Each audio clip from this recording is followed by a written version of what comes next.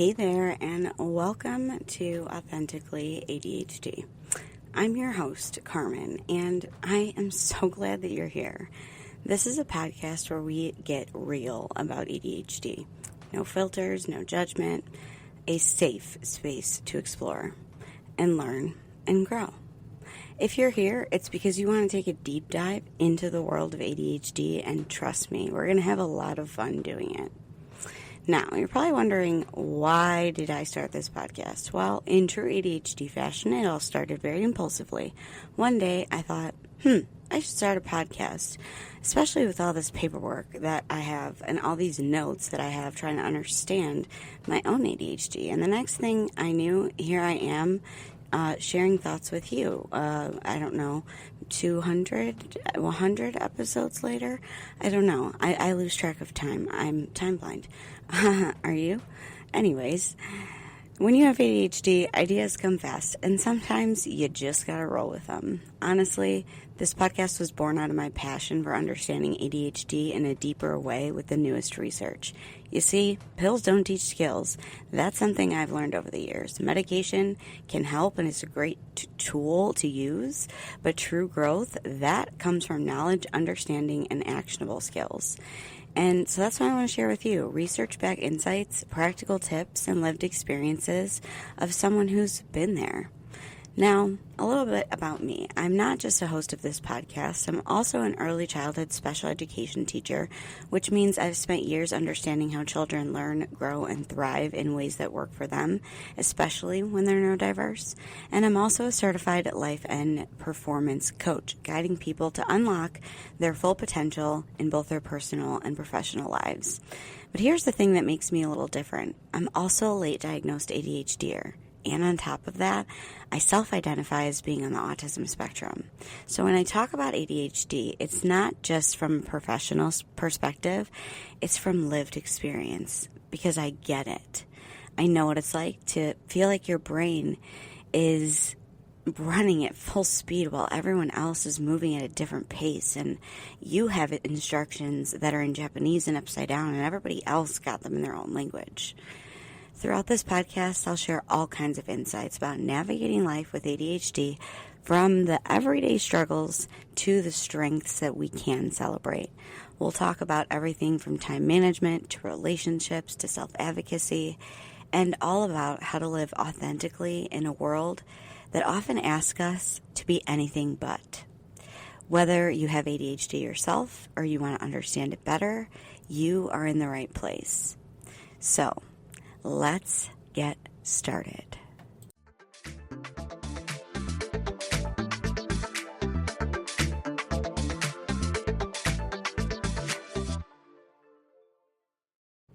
Hi, this is a disclaimer that I am a early childhood special education teacher. I am a certified life and performance coach, and I am a podcaster. All right, I am not a medical doctor, and none of this information should be used in supplement of a medical professional and or therapy.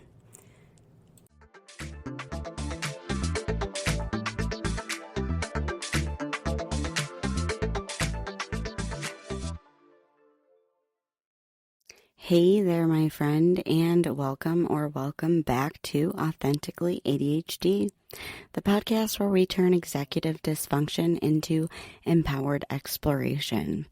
I'm your host, Carmen, the ADHD coach, special education teacher, and queen of the mental tab explosion.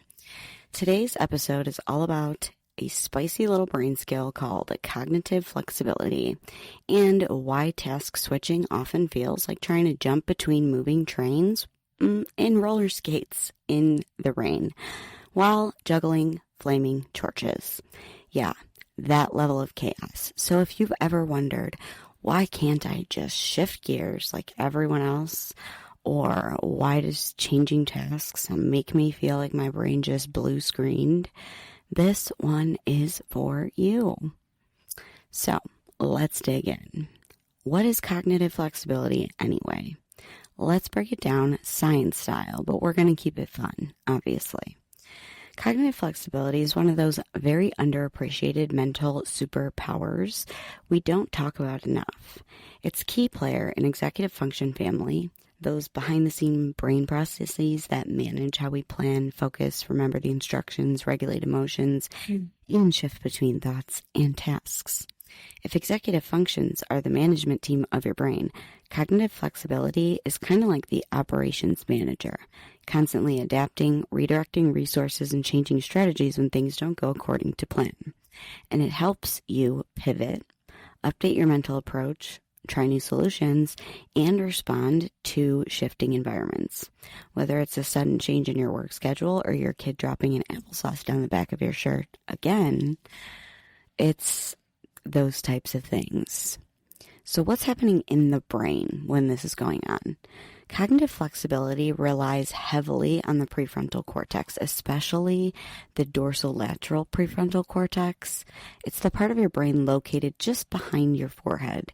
This is the region that is central to flexible thinking, working memory, and inhibition, aka resisting the urge to scream when someone interrupts your focus bubble. But wait, there's more. It's not just the prefrontal cortex doing all the heavy lifting. The anterior cingulate cortex is your brain's conflict monitor.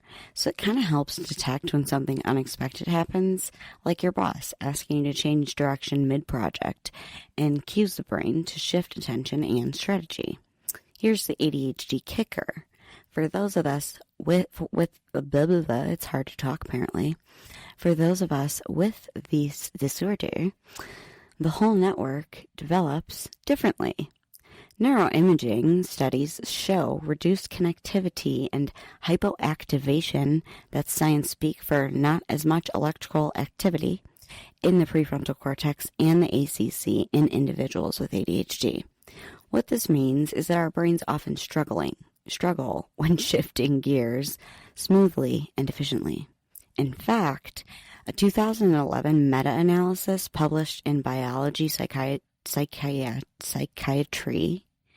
we're going to make it easy to talk here, all right? It found that ADHD is associated with abnormalities in the frontostriatal circuits, all right? That's all the neural highways that connect the prefrontal cortex with the basal ganglia, which are crucial for monitoring control, attention, and you guessed it, task switching. Let's do an analogy because that was a lot and I didn't say it clearly. So think of cognitive flexibility like sipping from a juice box with a bendy straw, okay? Neurotypical brain or a regular brain has a smooth, flexible straw that adapts when you turn the box. It bends to keep the juice flowing. The ADHD brain, the straw is kinked or rigid, and when life tips the juice box, we're suddenly dry-mouthed and confused, trying to suck out progress with a clogged straw. So why does this feel so difficult? When your brain has difficulty engaging in these key regions, we experience mental stickiness or getting stuck in a loop or in one task, frustration with change, even teeny tiny small ones, and often big ones as well, difficulty seeing alternative solutions, hello, black and white thinking, and exhaustion from transition. AKA, why does switching from email to dishes feel like running a marathon? Sorry. And yes, hyperfocus is a real thing, but it's definitely not a superpower. It's a symptom of inflexibility.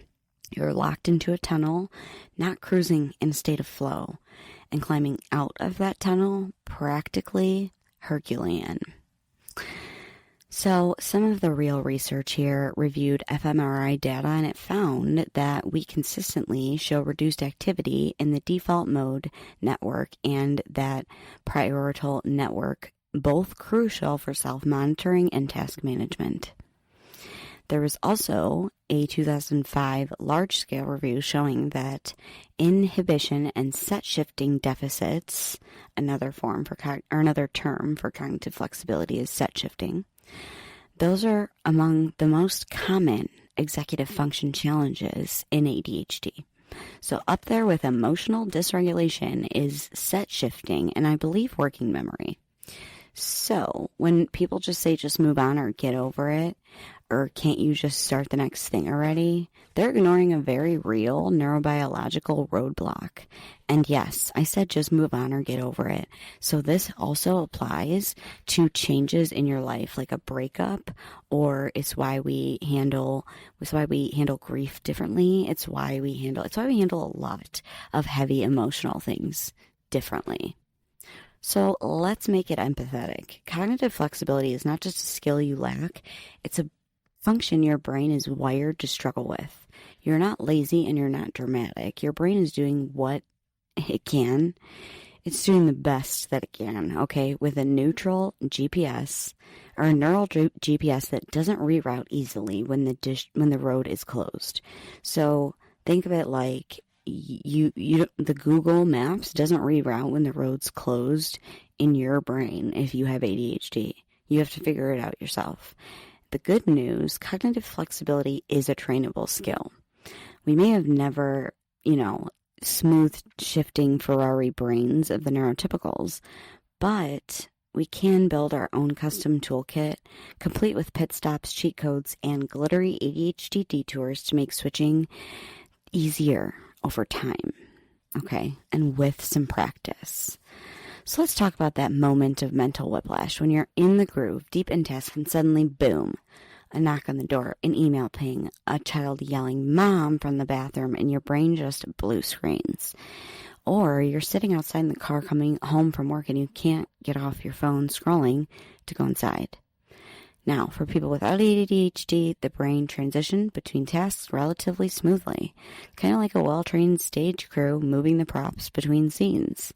But for those of us with ADHD, that scene change turns into a full-blown set demolition. Sparks flying, lights crashing, script forgotten, chaos.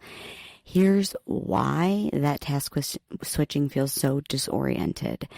Back by brain science. 1, we lose the thread. It's the working memory. If you've ever been pulled out of something mid-task and felt like your brain just deleted a whole file, that's your working memory, and it's a major executive function hotspot for ADHDers. Working memory allows us to hold and manipulate information temporarily, like remembering where you left off in a task or a conversation to return to it. And ADHD-related differences in our prefrontal cortex impairs this. According to Barkley, and further validated by another ADHD researcher, people with ADHD often experience reduced working memory capacity, making it harder to jump back into a task once our attention is diverted. This is why even small interruptions can feel like you've been yanked out of a mental portal, and then re-entering that state, like nearly impossible without some heavy scaffolding. 2, we feel emotionally flooded. This is dopamine and dysregulation. Switching tasks also means that we're switching emotional states as well, which for ADHDers isn't just hard, but it can feel psychologically overwhelming. This is due to impaired dopamine regulation and emotional processing networks in the brain. The limbic system, particularly the amygdala, can become overactivated in ADHD brains. Combine that with an underactive prefrontal cortex, our emotional regulator, and you've got a recipe for what Russell Barkley calls the emotional impulsivity. So when plans change abruptly or we're forced to shift gears, we don't just feel a little stressed, we experience emotional flooding. A cascade of emotional frustration, panic, or even grief. It's not drama, it's neurobiology. A 2000 study by Shaw et al. Shows that children and adults with ADHD often have delayed maturation of the cortical regions of the brain related to emotional regulation, contributing to extreme responses, seeming small transitions. Okay? So we react big to small things. 3, our attention gets sticky. Thanks, hyperfocus. Hyperfocus is that double-edged sword we all know so well when you're so deep into a task that the world disappears. until someone tries to break you out of your focus, and it feels like they just ripped you out of a matrix. This stickiness happens because of your dopaminergic reward circuity. I know, those are a lot of big words. This particularly involving the nucleus accumbens and the ventral tegmental area. I'm actually proud of myself that I said all of that right. When an ADHDer finds something interesting, dopamine floods all the regions of those brains, lighting up the brain's reward system. But when it's time to switch to something less stimulating, dopamine dips and boom, the mental clutch gives out. It's like trying to move a car that's just stuck in gear. Seriously. Brain fun fact. Studies like the ones that I've referenced show that ADHD brains have lower dopamine transporter density, meaning we don't get the same motivation like fuel that regular brains do, especially for boring or effortful tasks. Number 4, transition time gets skipped and we pay for it. This is a sneaky one. People with ADHD underestimate how long transitions may take.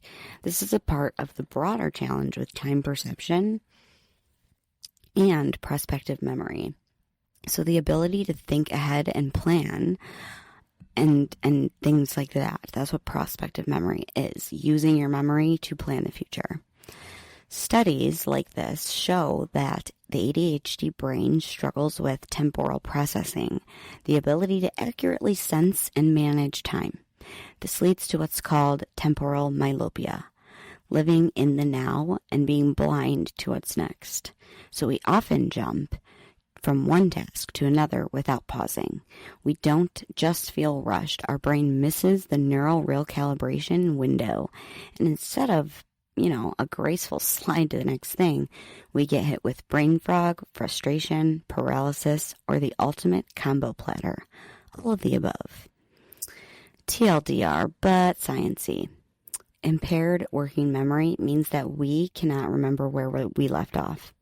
Heightened emotional reactivity makes transitions feel threatening. Dopamine-fueled hyperfocus traps us in one single task, and impaired time processing skips over the neural decompression time zone between tasks. So no, switching tasks is not a simple press for the ADHD brain. It's not a button press. It's more like reloading your operating system while juggling flaming bowling pins without circus music. Next, we'll dive into some real-life examples and some ways that we can manage this. First, a word from our sponsors.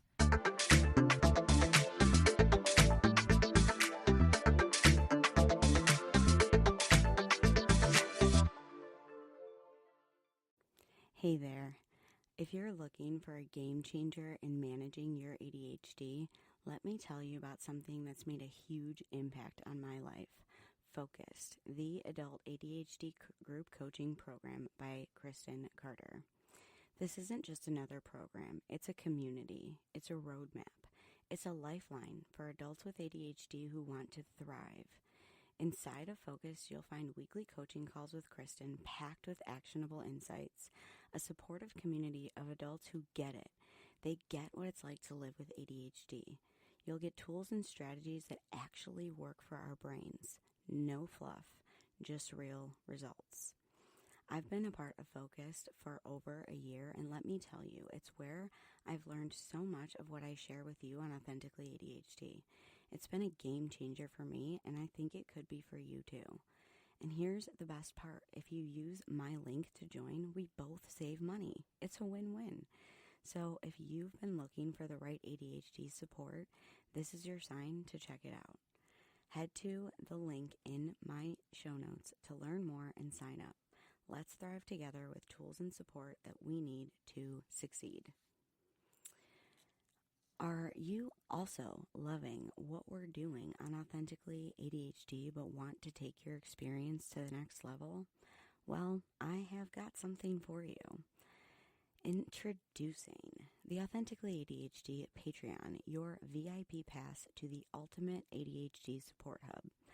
As a Patreon member, you'll unlock exclusive perks like early access to every single episode, hear it before anyone else does, a treasure trove of resources that I've made, tools, guides, and worksheets to help you thrive in everyday aspects of life, direct coaching opportunities with me designed to help you harness your ADHD powers, and the cherry on top, an incredible community of like-minded individuals who just get it. You're not alone on this journey, and together we can be unstoppable. By joining Patreon, you're not just supporting the podcast, you're fueling a movement.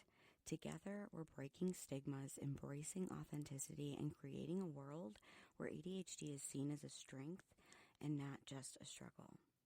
So what are you waiting for? Head over to patreon.com/authenticallyADHD and join the family today. Let's keep growing, thriving, and showing up authentically together.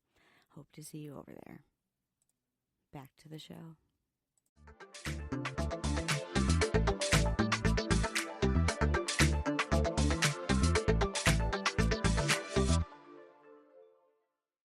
All right, so let's talk real life examples. Let's zoom in on where task switching shows up in the wild. Spoiler alert, it's everywhere, from the boardroom to the bathroom floor. Looking at you, spilled shampoo bottle. Your brain is being asked to pivot constantly, and for ADHDers, that pivot often feels like a 3-point turn in a semi-truck. Let's unpack a few real-life arenas where cognitive flexibility is demanded and how our neurodivergent brains might respond. Here's one for at work. Welcome to the cognitive ping pong table. Your day starts with an email inbox full of blinking demands, followed by a spontaneous meeting interrupted by Slack messages, and oh, don't forget that report that's due in 3 hours. Sound familiar? Here's what's happening in the brain. This is kind of a rapid switching that requires your prefrontal cortex to coordinate multiple tasks, suppress distractions, and reallocate attention. For people without ADHD, these transitions can be clunky but doable. For ADHD brains, it's often a neurological overload. Studies show that people with ADHD have a harder time engaging in multiple demand network, the brain's task management system, especially when forced to switch between different cognitive demands without prep time. And because we often rely more heavily on external structure to stay organized, unexpected interruptions like last-minute meetings can collapse the whole internal scaffolding, leaving us disoriented, behind, or even shut down. So when your coworker says, "Can you jump on a quick call?" and your brain is stuck on slide 3 of your PowerPoint, that's not poor time management. That's your frontal lobes trying to struggle to disengage from one cognitive set and re-engage into another, something Barkley calls a set shifting deficit. Here's for one at home. ADHD task switching, the chaos tour. You start folding laundry, the dryer beeps, and then you realize the sink is overflowing. By the time that's dealt with, you're standing in front of the spice rack alphabetizing bottles at 1 a.m. Welcome to ADHD domesticity. Here's why this happens. Switching between physical tasks at home still requires mental flexibility, especially goal maintenance and context shifting. ADHD brains often struggle to hold the original goal in working memory while transitioning, leading to a cascade of unfinished tasks and accidental diversions, something I like to call my breadcrumbs of decluttering. A 2022 study from Neuroimage Clinical revealed that adults with ADHD show reduced connectivity in the frontoparietal networks, especially during goal-oriented tasks that require mental shifting. This means that our brains can lose the plot very quickly once distraction enters the scene. Add interoception overload like hunger, thirst, or fatigue, signals that we often miss or ignore. Once you've got a recipe for executive function burnout, where even making toast can feel like some kind of Olympian sport. And here, it shows up in your social life. ADHD, mind and conversation. Think socializing doesn't require task switching? Oh, honey. It's one of the most cognitively complex situations we face. Every social interaction demands rapid topic shifts emotional tone reading, adjusting responses to social cues, recalling relevant personal details, and suppressing inappropriate comments, sometimes unsuccessfully. The neuroscience here is wild. Social cognition is governed by the networks involving the medial prefrontal cortex, temporoparietal junction, and limbic structures like the amygdala. For ADHDers, impaired response inhibition and delayed activations in these areas can make it hard to track a conversation's flow, pivot between topics without a lag, and recover from emotional missteps. Add in the rejection sensitivity that we have and that impulsive speech. Oh my goodness. Research published in journal Attention Deficit Disorders 2016 found that ADHD adults often experience reduced social cognitive flexibility, particularly when overloaded or fatigued. This is why after a long day, a simple chat can just push us into glitch mode. When responses come out jumbled, we blank on names or we freeze entirely, often getting embarrassed. Ever wondered why you didn't want to go out on a Friday night? There's your answer. Sensory overload plus switching equals shutdown. So let's not forget, when switching happens on top of sensory overload, bright lights, loud music, crowded spaces, it's not just hard, it can be physically and psychologically impossible. Neurodivergent brains, especially those with ADHD and co-occurring autism traits, show heightened sensory processing sensitivity, which increases cognitive overload even of basic tasks. Imagine trying to solve a Rubik's Cube while wearing wet socks in a wind tunnel. That's what simple conversation can feel like during sensory overload. Task switching challenges in ADHD don't just happen in school or during work deadlines. They show up when you try to transition from one tab in your browser to another, when your kid interrupts your train of thought mid-sentence, when someone changes the dinner plan last minute, when you're juggling your emotional state, physical energy, and mental to-do list all at once. Task switching is literally embedded into daily life, and if you struggle with it, that doesn't make you defective. It makes you human. It means your brain processes transitions differently. And understanding that is the first step towards building a world and routine that actually works for your wiring. So are you ready to dive into some real-world tools that can make this feel more manageable? Let's get started with the coping strategies. Task switching without meltdowns. Let's get to what you came for, actual tools that you can try today, because while we can't rewire our brains overnight, we can learn to work with them, and with practice and using the tools that work for you and are not more work for you, really make it a little easier. So number 1, build transition rituals. Create little bridges between tasks, a song, a stretch, a deep breath, something to tell your brain, hey friend, we got to shift now. This activates that basal ganglia, helping signal task closure and the readiness to move on. Number 2, externalize the shift. Use visual cues like timers, sticky notes, or color-coded calendars so your brain might resist the change, but seeing it in front of you makes it a little more tangible and manageable. Schedule buffer zones. Do not stack tasks back to back, because task switching is made up of 3 different parts.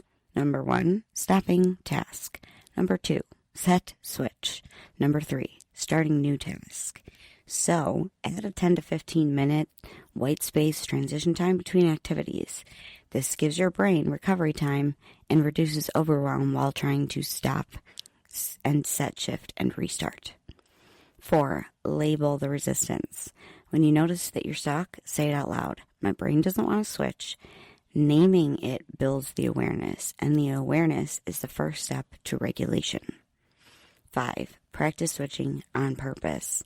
This one sounds weird, but try small playful switches or shifts in changing music genres mid-song, writing with your non-dominant hand, brushing your teeth, or doing your morning routine in a new order. Flexing this muscle makes transitions less painful over time. Reframing flexibility. You are not broken. We're going to wrap this all up with a gentle reminder. Your brain isn't broken. It's just different. Yes, ADHD makes task switching and life hard, but you're not lazy and you're not incapable. You're living in a world that doesn't understand your wiring and wasn't built for you, and you're figuring it out anyway.